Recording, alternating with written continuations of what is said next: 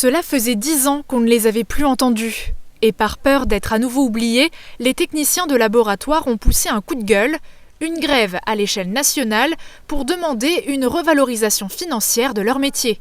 Nous sommes un peu la dernière roue du carrosse, comme on dit, dans le suivi du soin du malade, parce qu'on travaille dans l'ombre, on n'est pas reconnu comme personnel soignant vraiment à proprement parler, parce qu'on n'est pas au contact du malade, mais on remplit quand même tous les critères. Comme travailler dans l'urgence, s'adapter à la demande et avoir des horaires difficiles toute l'année. Cette revendication n'est pas nouvelle et date déjà des années 80. À l'époque, ils souhaitaient avancer le départ à la retraite à 60 ans, comme c'était le cas pour le reste du personnel soignant. On avait à l'époque revendiqué la catégorie active pour pouvoir prétendre à la retraite comme les soignants.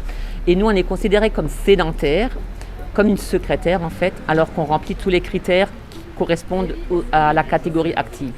Mais ça n'a pas abouti.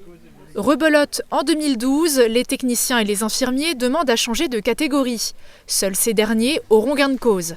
Énième promesse de revalorisation salariale avec le Ségur de la Santé en 2020. Encore une fois, rien n'est acté. Un coup dur pour la profession qui continue de se mobiliser pour mettre en lumière un métier technique en constante évolution. On parle de plus en plus d'automatisation des techniques. Moi je le vois, ça fait 15 ans que j'exerce cette profession et en 15 ans on n'a clairement pas l'impression de faire le même métier, ça a beaucoup évolué. Tous les laboratoires sont soumis à des normes, donc on doit sans cesse remettre en question notre façon de travailler, on doit réviser une tonne de documents. Exemple concret d'adaptation, les analyses de prélèvement pour lutter contre la Covid-19. C'était une technique qu'on ne connaissait pas du tout au sein de laboratoire, donc on a dû acquérir rapidement des automates, donc se former aussi très rapidement. On a dû recruter du personnel parce qu'on n'était pas assez nombreux. On a chamboulé évidemment tous nos horaires, on a tout réorganisé. Et il y a aussi tous les gestes techniques du quotidien. Analyse du sang, urinaire, diagnostic des patients issus des urgences, mais aussi l'administratif ou encore la maintenance.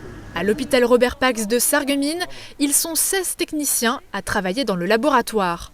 La majorité de ceux en présentiel ce mardi étaient en grève.